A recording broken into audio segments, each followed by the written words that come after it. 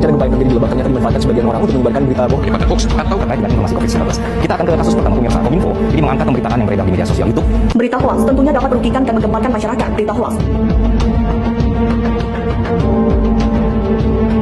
Seperti televisi dan radio masih menjadi pilihan masyarakat untuk mengonfirmasi.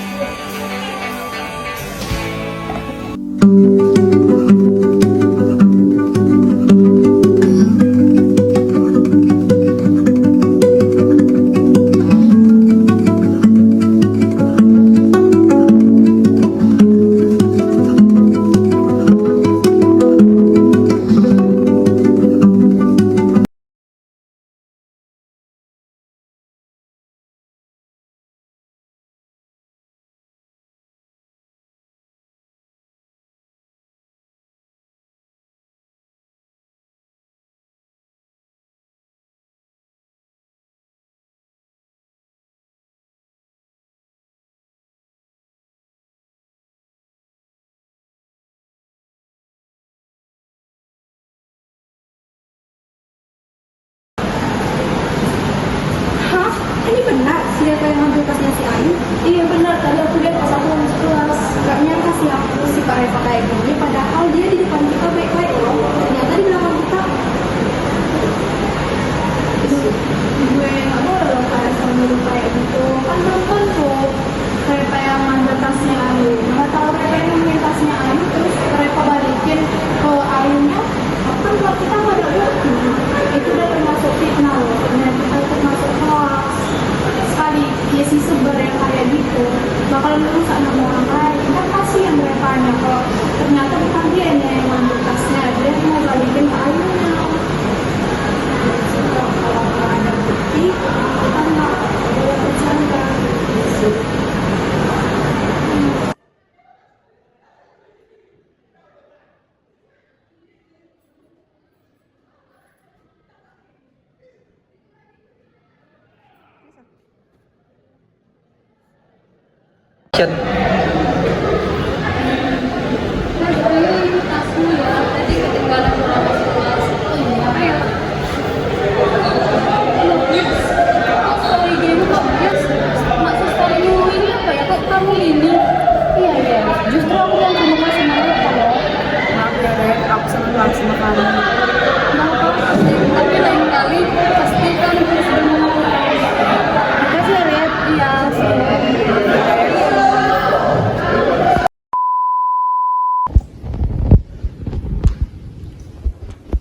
Adalah informasi palsu, berita bohong, atau kabar yang sengaja dibuat untuk menipu, menyesatkan, atau memengaruhi opini masyarakat. Hoax sering disebarkan melalui media sosial, pesan berantai, atau situs yang tidak kredibel. Tujuan hoax yaitu menciptakan kepanikan, merusak reputasi seseorang, mempengaruhi opini politik, dan mendapatkan keuntungan sendiri. Ciri-ciri hoax itu yang pertama, judulnya sensasional atau provokatif. Biasanya menggunakan kata-kata seperti mengejutkan, kata viral, wajib baca dan rahasia yang ditutup-tutupi. Yang kedua, sumber informasi tidak jelas. Tidak diberitakan di media resmi, tidak ada nama penulis dan tidak ada tanggal atau bukti yang kuat. Yang ketiga, informasi tidak sesuai dengan fakta. Berita dilebih-lebihkan, tidak masuk akal dan tidak didukung oleh data. Yang keempat, menggunakan bahasa emosional, yaitu membuat pembaca marah, takut, atau penasaran. Yang kelima, tidak diberitakan di media besar. Jika berita itu penting, pasti muncul di media besar seperti Detikcom, Kompas, dan lain sebagainya. Yang keenam, mengandung imbauan menyebarkan, yaitu seperti sebarkan ke semua temanmu dan jangan biarkan orang lain tertipu. Yang ketujuh, foto atau video tidak sesuai dengan Isi. Banyak hoax memakai foto lama atau video tidak sesuai dan hasil editan. Halo semua, pada hari ini kita akan membahas 3 topik penting kapan bisa terjadi hoax. Ini penting banget supaya kita lebih berhati-hati dan gak gampang percaya terhadap informasi yang belum jelas kebenarannya. Pertama, hoax bisa terjadi pada saat pemilihan umum. Di masa itu, banyak pihak yang ingin mempengaruhi opini masyarakat dengan berbagai cara, termaksud dapat membagikan sumber informasi yang belum jelas kebenarannya. Contohnya, hoax tentang surat pemilihan yang sudah tercoblos terlebih dahulu ataupun data pemilih siluman yang pernah viral. Dengan situasi yang sensitif, hoax mudah sekali menyebar dan membuat masyarakat menjadi bingung. Kedua, hoax bisa terjadi pada saat ada topik hangat nasional yang sedang diperbincangkan, seperti isu kesehatan, bencana alam, dan kenaikan BBM. Ketika ada satu topik yang lagi hangat dibincangkan, masyarakat cenderung lebih mudah membagikan ataupun mempercayai berita tersebut tanpa mencari kebenarannya terlebih dahulu. Contohnya seperti ada berita yang beredar di media sosial tentang isu kesehatan, di mana isu itu berisi tentang kanker kulit disebabkan oleh penggunaan kacamata berwarna hitam. Ketiga, hoax bisa muncul pada saat masyarakat lagi bingung ataupun panik. Ketika masyarakat lagi bingung ataupun panik, masyarakat percaya terhadap pesan apapun yang diterimanya. Contohnya, ada beredar di media sosial tentang pesan berantai yang berisi akan adanya gas beracun, yang membuat masyarakat menjadi takut padahal hal tersebut tidak benar. Kepanikan membuat hoax lebih mudah menyebar daripada fakta. Maka dari itu, sebelum kita mempercayai ataupun membagikan informasi ke media sosial, kita harus mencari sumber-sumber kebenarannya terlebih dahulu. Yuk menjadi pengguna internet yang bijak. Seperti berita yang kita lihat, penyebaran hoax dapat terjadi melalui media sosial, seperti aplikasi Facebook, YouTube, TikTok, Instagram. Ruang lingkup paling rentan dalam penyebaran hoax, informasi dapat tersebar secara cepat tanpa verifikasi. Banyak pengguna membagikan informasi secara langsung tanpa mengetahui itu informasi apa dan hanya membaca judul. Selain itu, penyebaran hoax dapat terjadi secara langsung dari mulut ke mulut, yang dimana yang terjadi pada lingkungan sosial seperti sekolah, kampus, tempat kerja, dan rumah. Yang dimana informasi dapat kita percayai karena berasal dari orang yang terdekat atau orang yang kita kenal, tanpa memiliki bukti yang jelas. Baik, sekarang kita masuk ke bentuk-bentuk hoax. Bentuk-bentuk hoax itu yang pertama, extreme hoax ataupun hoax yang dilebih-lebihkan. Dapat dilihat dari berita yang kami lampirkan di sini. Dalam berita tersebut, Gunung Merapi meletus besar.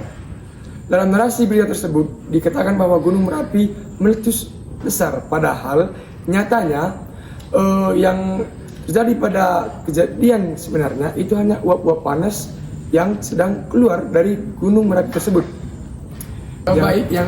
Untuk yang kedua, bentuk hoaxnya itu adalah disinformasi ataupun hoax yang sengaja dibuat seolah-olah berita tersebut benar.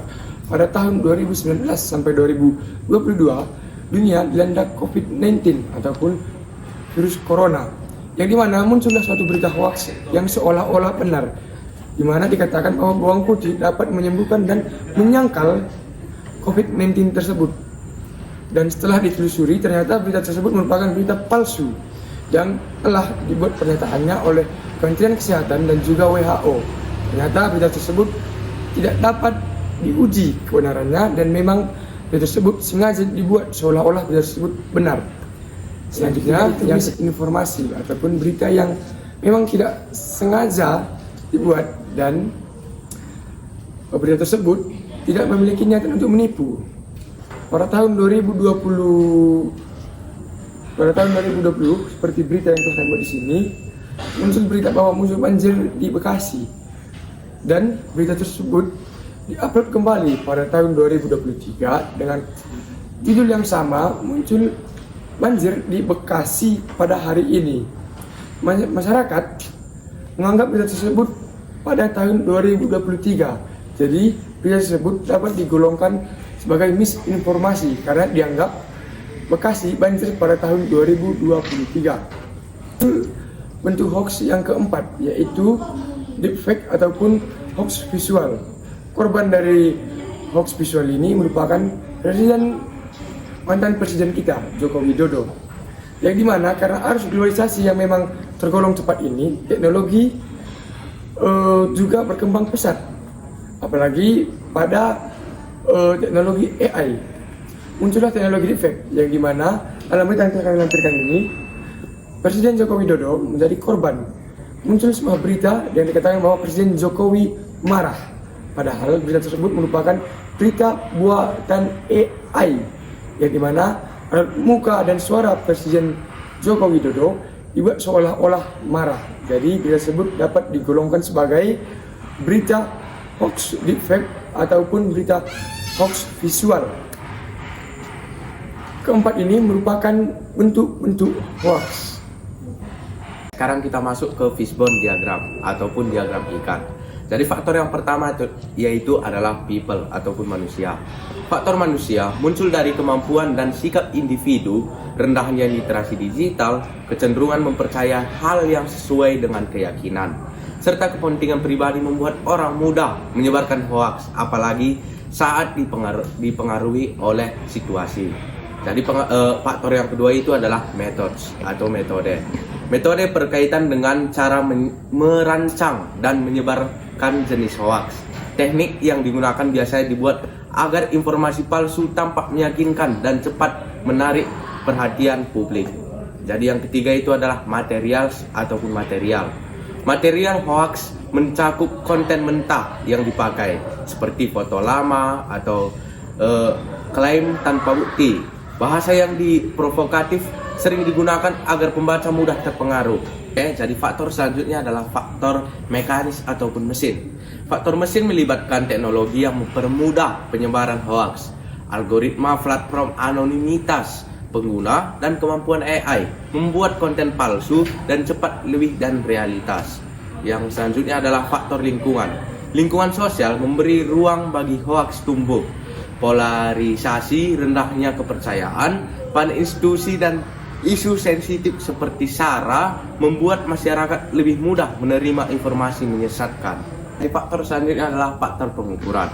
Pengukuran berkaitan dengan verifikasi dan penegakan aturan, minimnya pengecekan fakta, lemahnya regulasi, dan proses pelaporan yang rumit membuat hoaks sulit dikendalikan. Sekarang kita masuk ke dampak hoax. Yang pertama itu dampak dalam bidang hukum. Dalam berita yang telah kami lampirkan, dapat dilihat Ratna Sarumpait divonis 2 tahun penjara karena menyebarkan hoax. Kronologi beritanya dapat kita ketahui bahwa Ratna Sarumpait membuat berita seolah-olah dia dianiaya. Dan dampak hukum yang dia dapat adalah divonis 2 tahun penjara. Jadi, berita penyebaran hoax ini dampak hukumnya adalah dapat dipidanakan.